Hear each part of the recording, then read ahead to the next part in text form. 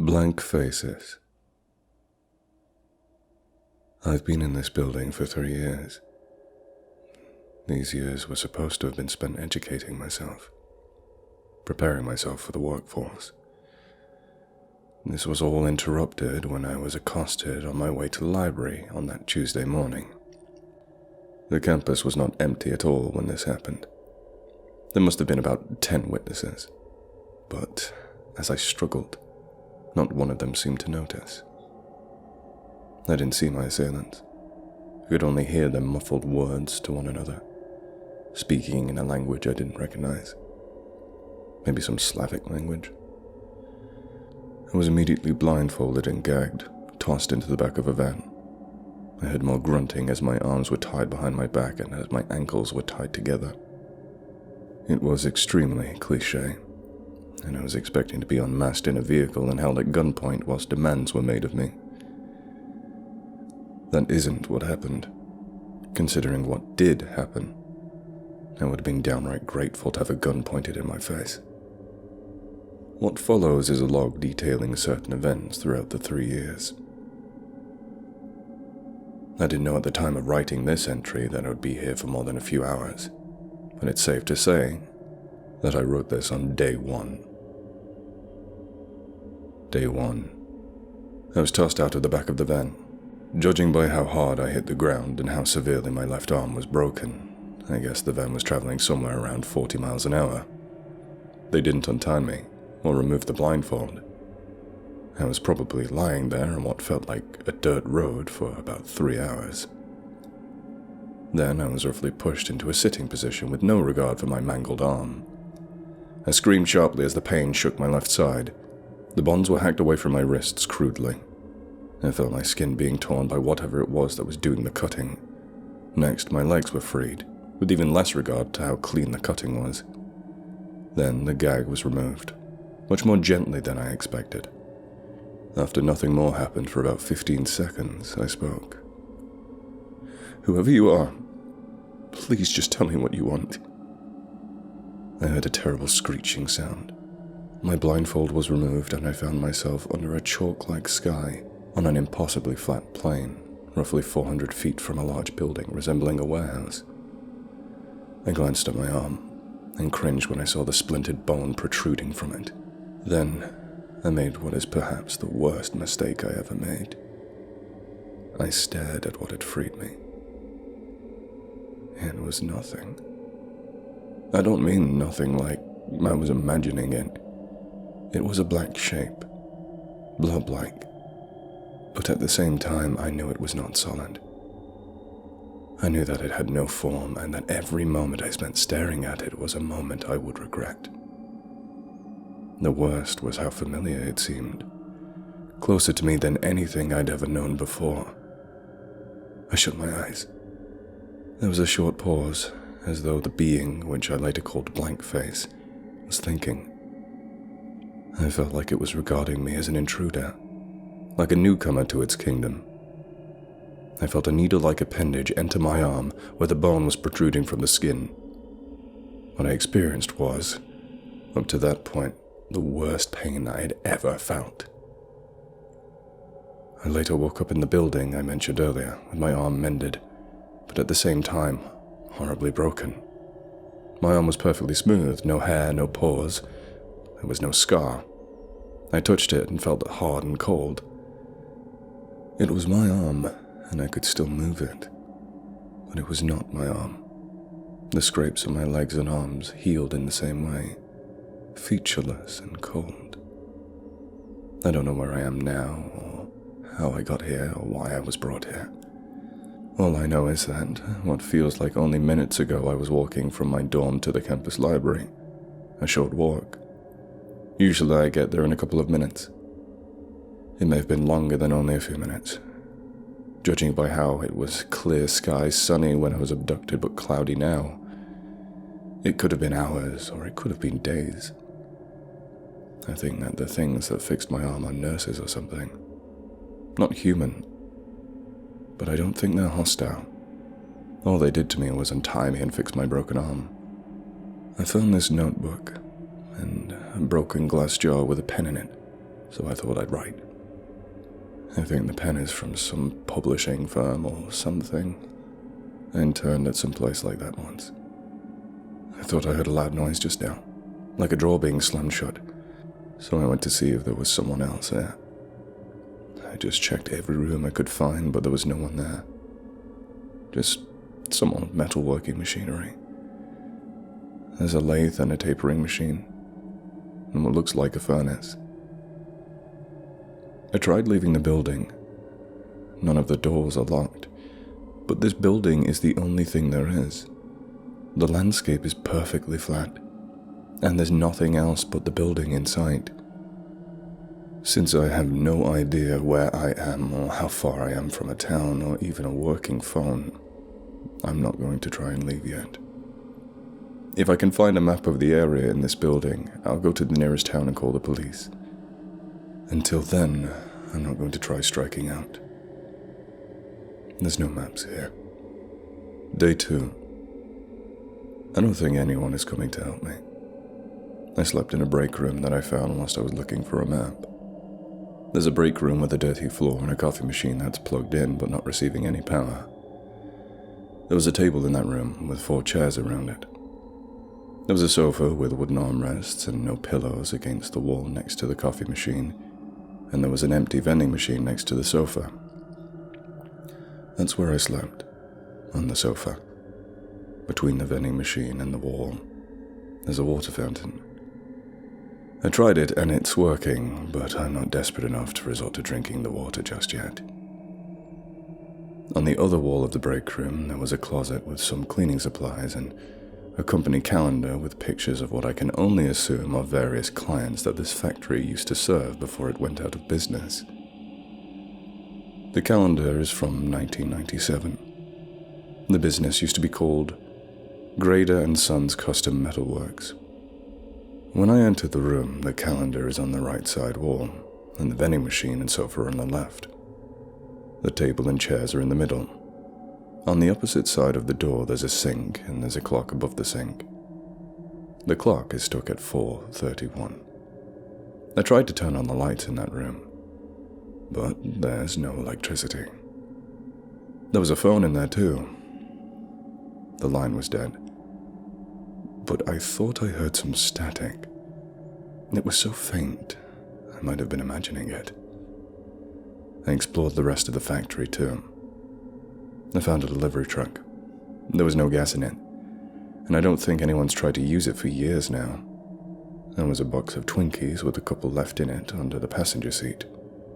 I haven't eaten for at least a full day now. But weirdly enough, I don't feel hungry or thirsty. Day 4. Nothing else has happened since I got here. Yesterday I tried walking as far as I could. It's still cloudy, so I can't tell where the sun is. There's something else I noticed too. It never gets dark out here. It's like it's not just the clock that's stuck, it's like reality is stuck too.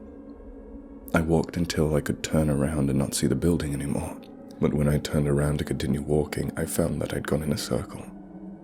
I could see the building on the opposite horizon. At first I thought it had to be a different building. There's no way that I just walked around in a circle. But I was wrong. That was exactly the same building. I can't tell where the sun is, so I can't tell where north or south are.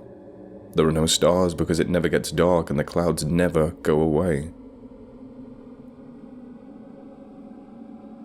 Day 19.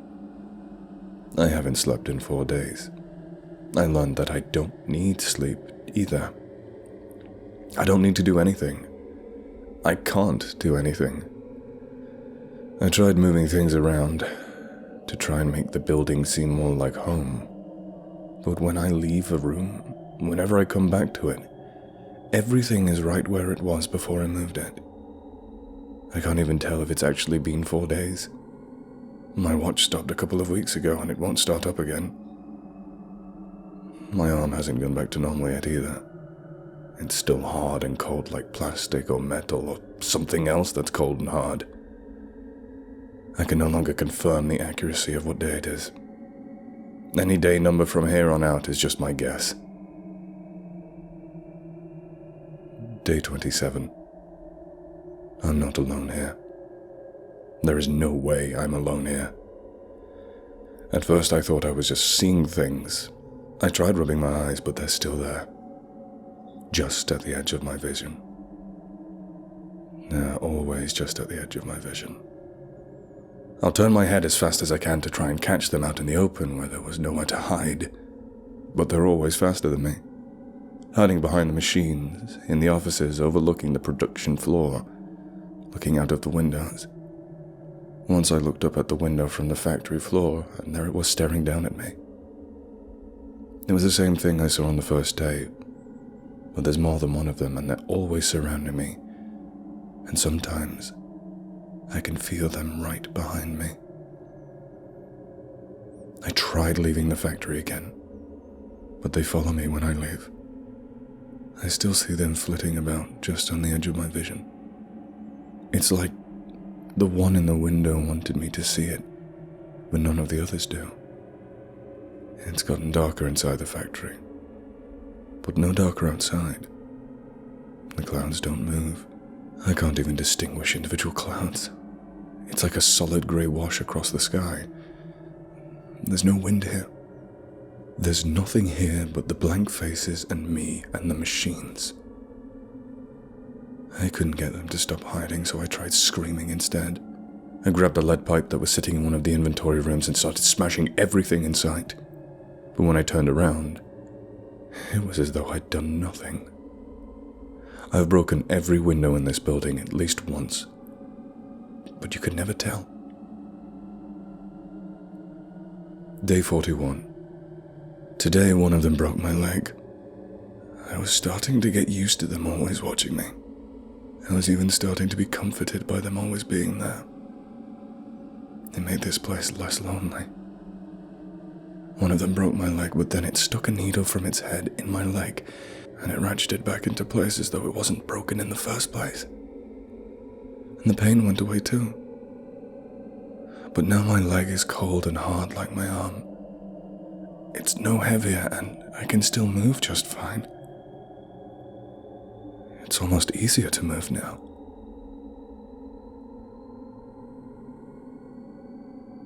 Day 222. They held me down for what felt like hundreds of days, just staring at me. I would have shut my eyes, but another one of them was just holding my eyes open. They took turns slicing up my face and arms and my stomach. One time, one of them cut off my toe, but it grew back. They must have stuck needles into me 1,000,000 times. I'm starting to realize that they stick the needles in me. They're not putting medicine in. They're taking any disgusting features out, and nothing is more disgusting than a grievous injury. I notice that their faces are less blank now, and they do not hide from me anymore. Since this happened, I can stare right at them, and they're not even looking at me all the time anymore. They know I would never run away from here, because I cannot run anymore, because my legs are hard and cold like their mannequin legs. I can walk, but it's a very hobbled walk, because the joints in my legs are locked. Also, I notice that my legs are darker now. Whenever one of them stuck a needle in me, I noticed that whichever one it was started to look more human, but specifically, they started to look like me.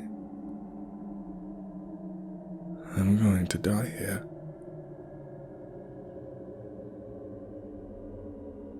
Day 587. I've abandoned this book for what felt like a year. Ever since I seized this book and started writing that nonsense, I couldn't bear to look at it anymore. To think I ever believed I would die here. How over-dramatic of me. They've done what I described in the last entry a few thousand times since I wrote. But it's not so bad, really. They're all starting to go back to work on the machinery now. I've completely lost the use of my legs. They're completely stiff now. and the joints are all locked in place. When I stare right at them, they're blurry, just like my left arm is now. They seem to be more visible when they're at the edges of my vision. They left me this one good arm and one of my eyes when I asked them politely so I can still write. They aren't so bad when you get used to them. In fact, I'm glad they took me. What was I even going to try to get a job in? English? What am I going to do with an English major? I'm better off here in the factory doing real good with my life by helping these fine fellows out. They're back now. This is probably going to be my last entry in this book. I don't need it anymore. I barely remember what the first few days were like. I don't want to remember what they were like. I'm happy now.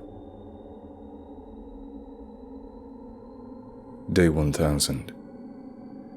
I need to escape as soon as possible. I can feel my form starting to slip away from me. What's worse is that I'm learning to control it, and the more I alter my form, the better I feel. I'm trying to resist, but it's so difficult. The worst part of all this is the further I let my form deviate from that of a human, the more I feel like that's how I should be. The less human I become, the more human the Blankfaces become. On average, their features are more clearly defined than mine are. If they were in public, they'd pass for human at this point. They're at work on the machines every day, in the office, in the break room, my break room, laughing and sipping coffee. They don't even notice me anymore. I don't think they need me anymore. I think they forgot who made them what they are now.